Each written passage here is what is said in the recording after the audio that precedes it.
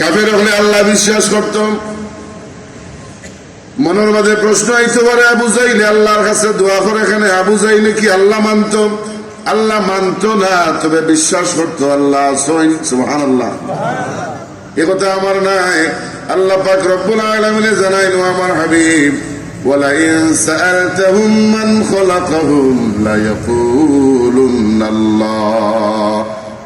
নবী গো, আপনি যদি তারারে প্রশ্ন করেন, ওয়ালা ইন সাআলতাহুম মান খালাকাহুম, যদি আপনি তারারে প্রশ্ন করেন তোমরা রেখে বানাইছেন, তারা লাখ মানাত উজ্জার কথা হইতো নাই, ৩৩ কোটি দেবতার একটারও নাম নিত নাই, তারা এক বাক্যে হইব লা ইয়াকুলুনাল্লাহ, আমরা বানাইছেন খে।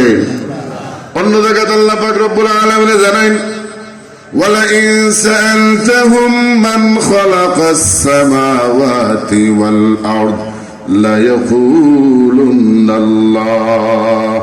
নবী গো, আপনি যদি তারারে প্রশ্ন করেন মান খালাকাস সামাওয়াতি ওয়াল আরদ, আসমান এবং জমিন কে বানাইছে, তারা লাখ মান্নাত উজ্জার নাম নিত নাই, ৩৩ কোটি দেবতার নাম নিত নাই, তারা এক বাক্যে কইব লা ইয়াকুলুনাল্লাহ।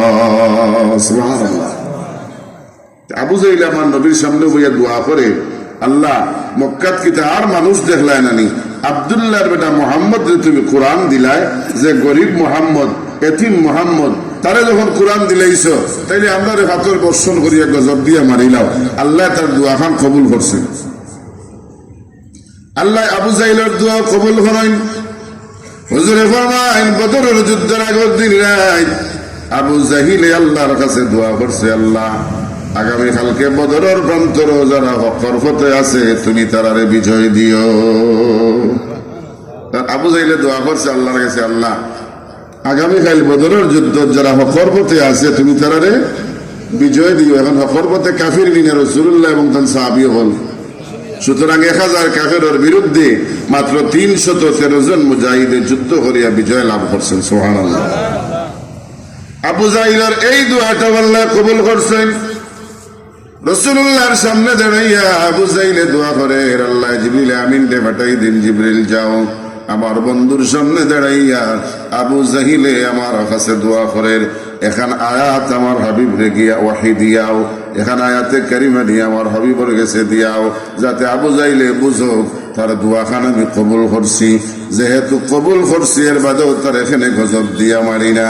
হযরত জিবরিল আমিন আল্লাহর নবীর খিদমতে আইয়া রাসূলুল্লাহর খান এখানে জানাইয়া দিলেন, ওয়া মা কানা আল্লাহু লিয়ুযিবাহুম ওয়া আনতা ফীহিম ওয়া মা কানা আল্লাহু মুযিবাহুম ওয়া হুম ইস্তাগফিরুন।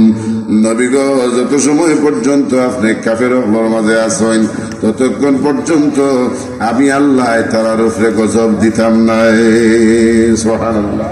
তাইলে বোঝা গেল শুধুমাত্র মুমিন মুসলমান নাই, অনেক কাফের হলো রাসূলুল্লাহর খাতিরে এই জমিন আল্লাহর গজব থেকে বাঁচি গেছে। ও ভাই, আমরা ও নবীর উম্মত। সুবহানাল্লাহ। এই নবীর উম্মত বানাই আল্লাহ আমাদের জমিনে পাঠাইছেন। আল্লাহ কইল, আমার বান্দা হল তোমরা যদি আমার রব আল্লাহ, এখন রব চিনতে হইলে রবর খাম না করলে রব চিনা যায় না। এই জমিনও যদি আপনি রব চিনতে হইন, রব শব্দ দিয়ে আমরা পৃথিবীর জন্মর আগ থেকে রূহ জগৎ থাকতে রব শব্দ শুরু, কবর পর্যন্ত রব শব্দ আছে না নাই? রূহ জগৎ আল্লাহ প্রশ্ন করছেন, আলাস্তু বিরাব্বিকুম, আমি কি তোমাদের রব হই? আমরা হইছি বালা। সাক্ষী দেওয়ার কারণে আল্লাহ আমরা জমিনে পাঠাইছেন। আমরা আল্লাহর ইবাদত বন্দেগী করার লাগে আল্লাহ আমরা ৫ ওয়াক্তের নামাজ দিছেন। প্রতি নামাজের প্রতি রাখাত আল্লাহ তার বন্দারে ১১ বার রব জফায় হোক। সুবহানাল্লাহ। প্রতি রাখাত কয়বার? ১১ বার। নামাজও খাড়া হইয়া আপনি আলহামদুলিল্লাহ রাব্বিল আলামিন, একবার রব। যখন আপনি রুকুত গেলেন তিনবার পড়লা সুবহান রাব্বিয়াল আযীম, তিনবার আর একবার চারবার রুকু থেকে দাঁড়াইয়া পড়লা রব্বানা ওয়া লাকাল হামদ, চারবার আর একবার পাঁচবার সিজদাত গিয়া দুই সিজদায় তিনবার ছয়বার পড়লা সুবহান রাব্বিয়াল আ'লা, ছয়বার আর পাঁচবার 11 বার। প্রতি রাকাত আল্লাহ তার বান্দারে 11 বার রব জফাইন হোক সুবহানাল্লাহ। এই রব চিন্তানি না দরুদ শরীফ পড়ো সাল্লাল্লাহু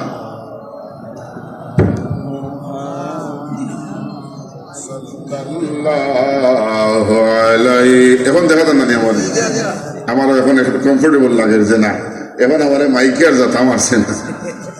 সাল্লাল্লাহু আলা মুহাম্মদ সাল্লাল্লাহু আলাইহি।